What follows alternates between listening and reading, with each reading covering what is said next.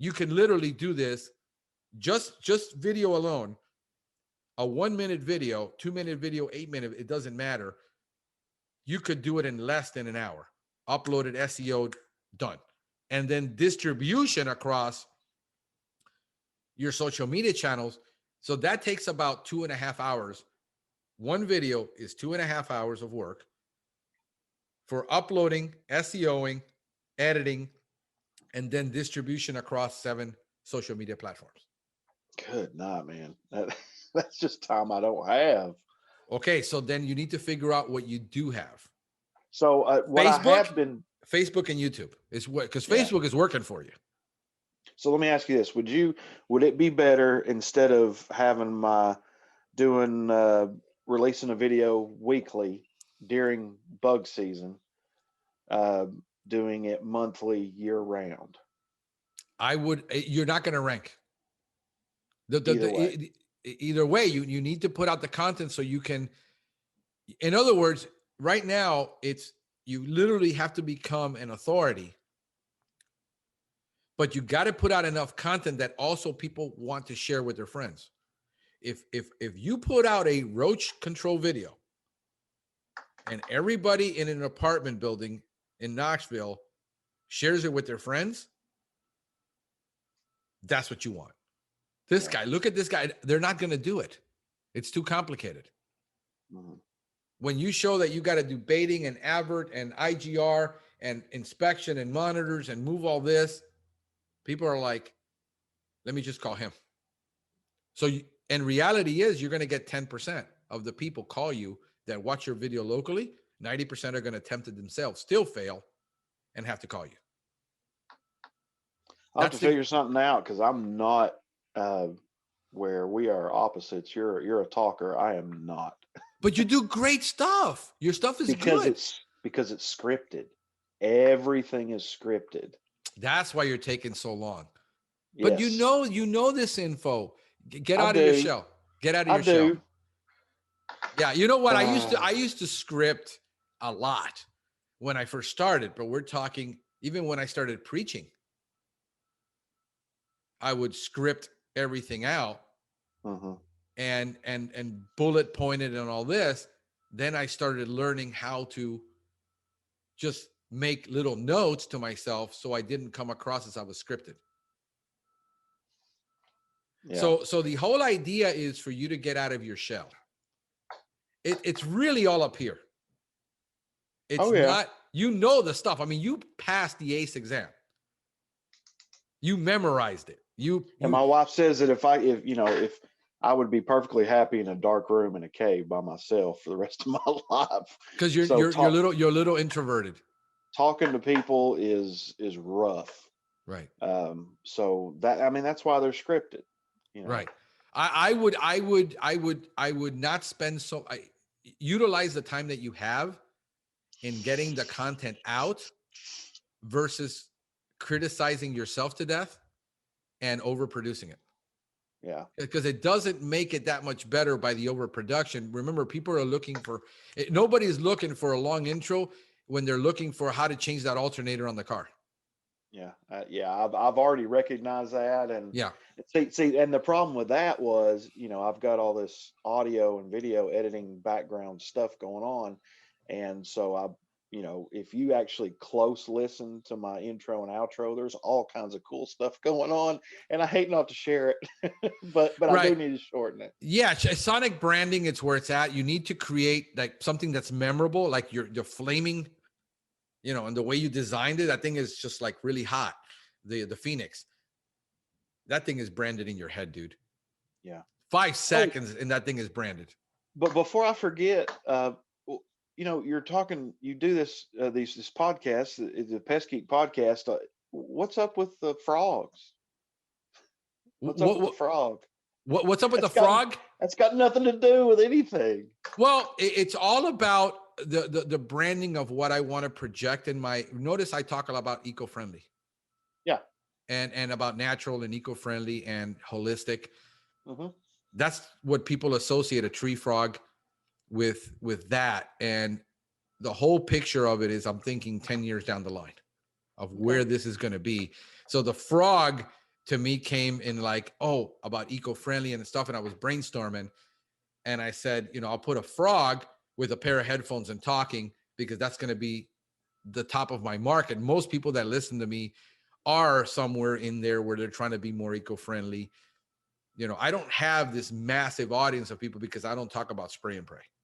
If I talked about spraying bifenthrin and all these chemicals, I would have a huge audience of people listening to me.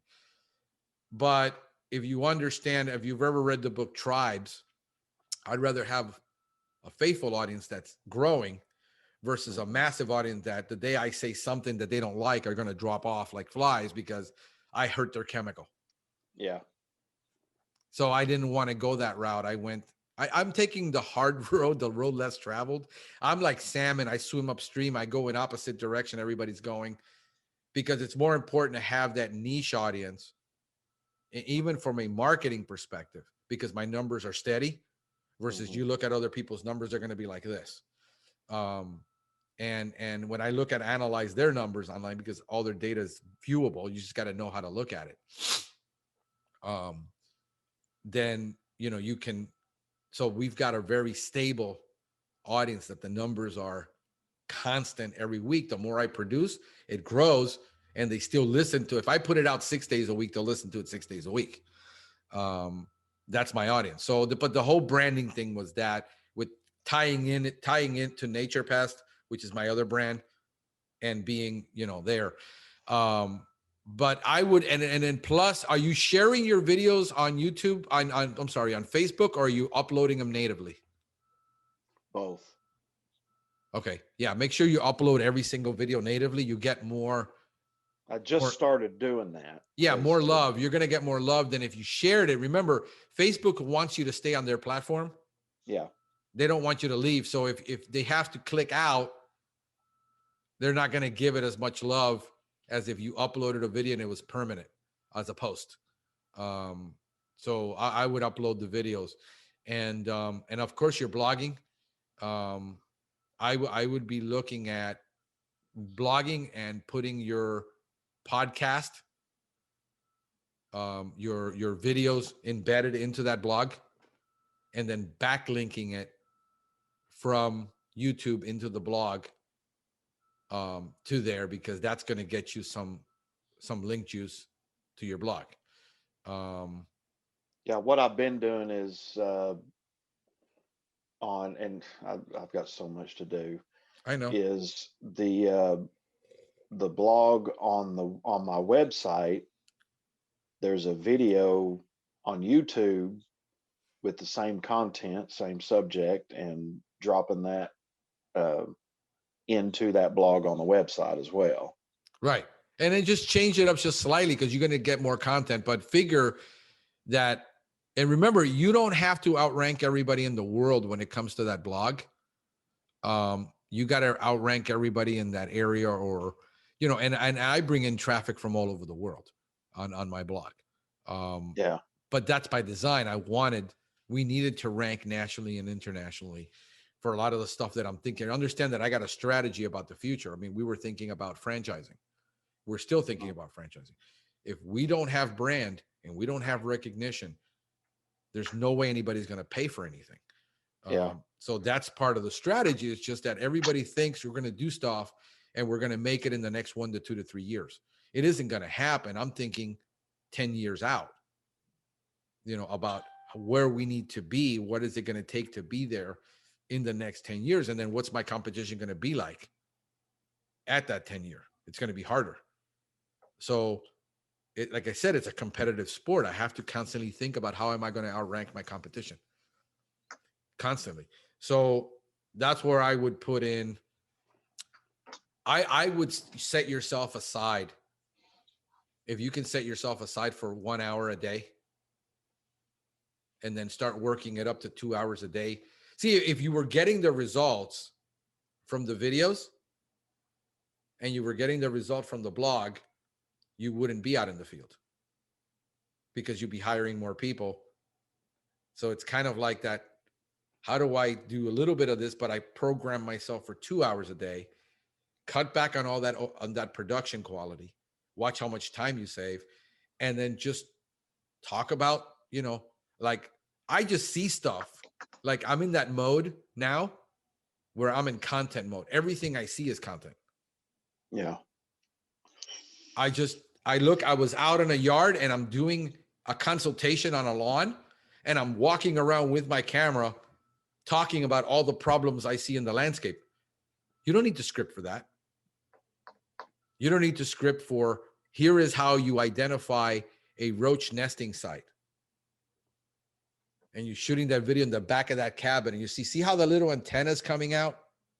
Mm-hmm. That's what you're looking for when you're doing an inspection. You're looking for those little antennas. See, when you looked at my YouTube, what you don't see is the unreleased stuff I've got, probably another 50 videos that I've tagged raw of just stuff that's sitting there waiting for me to do a video on it, like the roach in the back of the cabinet, deal. Don't take yourself too seriously, bro. Nobody cares. Nobody cares. Nobody's gonna. I mean, you're gonna get more criticism from the people in the industry than you will from the actual customer. Mm-hmm. And I don't care what people in the industry think. I'm not in there to impress them. Yeah, I was waiting to get hammered on that exterminator versus pest control video. I was waiting to get hammered. But here's the thing you have to do. You have to put all of your videos in that setting to where you have to moderate and approve the release of that comment. Yeah. Don't allow anybody to comment on your videos. I mean, I've had people putting porn sites, links. Yeah. So the deal is, if you can criticize me and we can have a conversation, but if you're going to be vulgar and you're going to be all that, I'm just going to delete your comment. That's my prerogative. I don't have to let you do that on my channel. So we moderate everything, and I usually go in once a week and I'll release the comments. I don't have time to do it every day. I should do it every day, but I don't. But yeah, man, you've got the knowledge. Take that accreditation you have and use it. How many aces are in your market?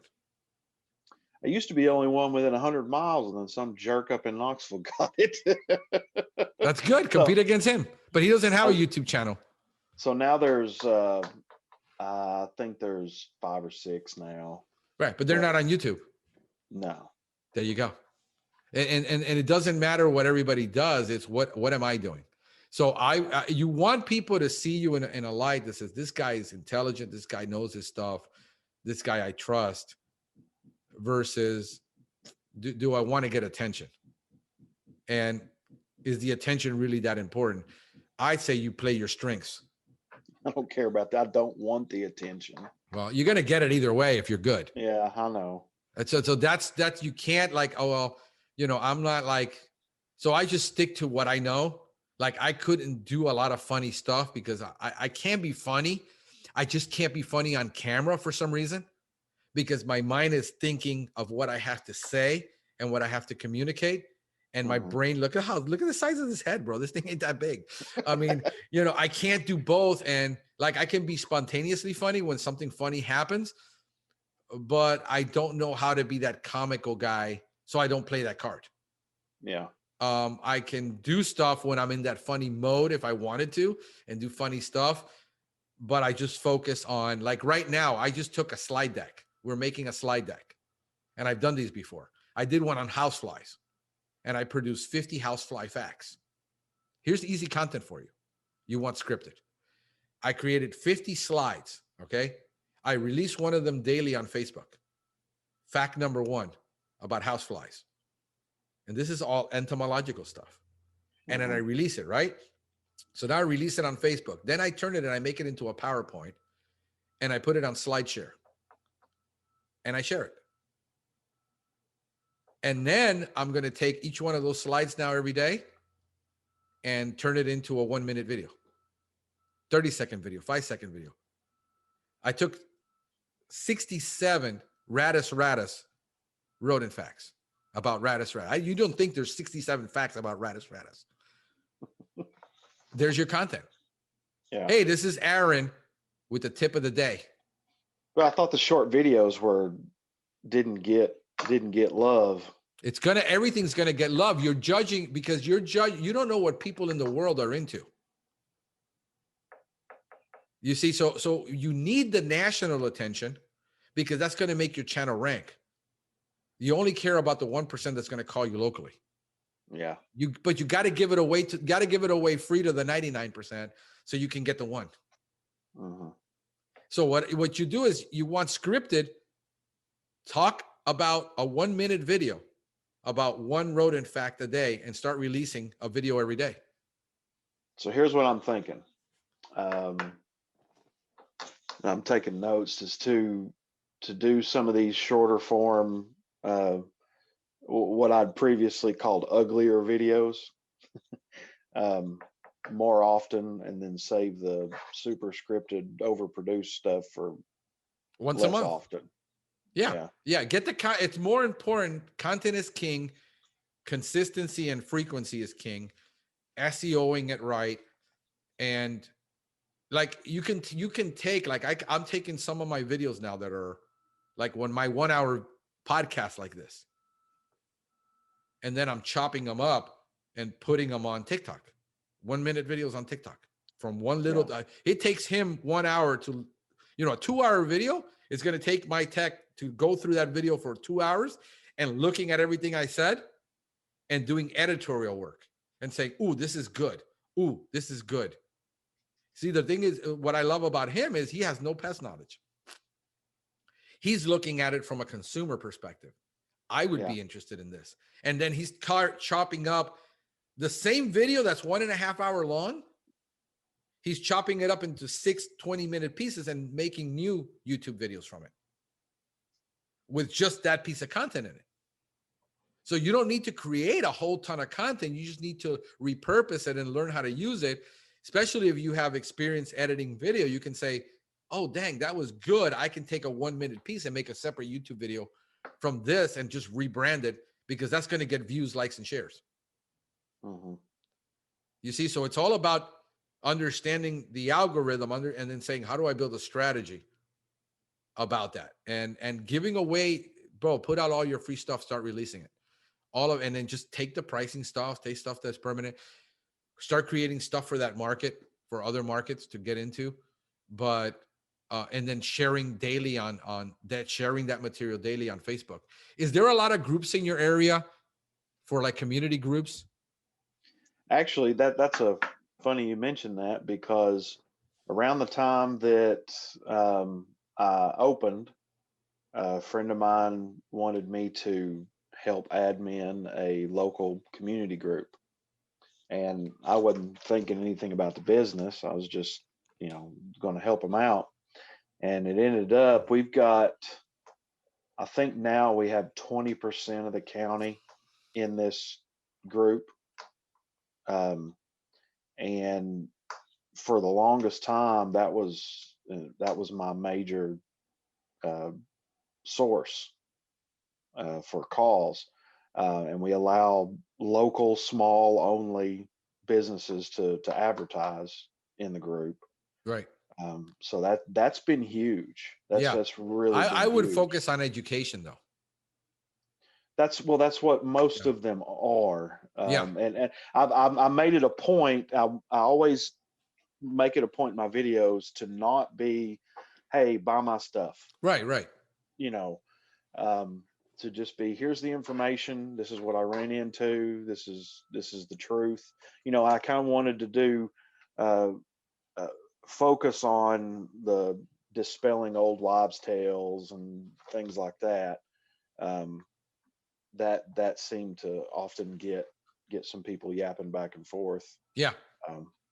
But I would even if you created a local podcast like you're doing, but think about it this way, just get into a content mode of action where if you go out and do a job and you saw something that, oh, this would make good content.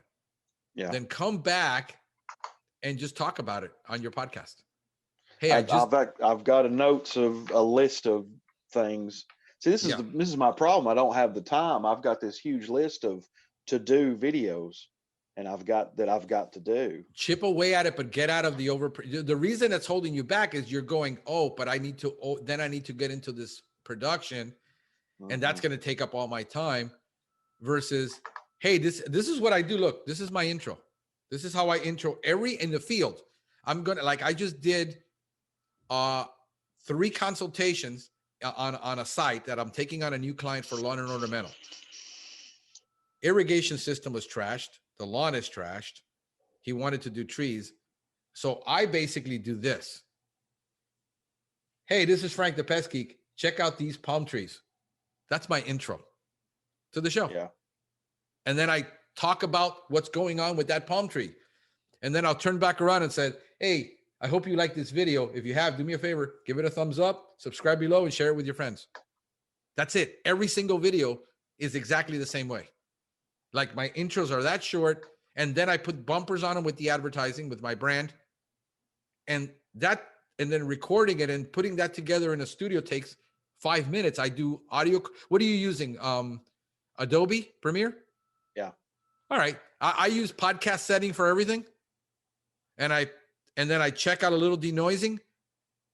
I don't overcorrect my videos for audio quality because nobody's expecting that. It takes me less than 15 minutes to produce every video that I do, because I literally am talking my way through what I'm seeing. And that's the experience. I'm pointing things out as I see them. I don't have to create the content.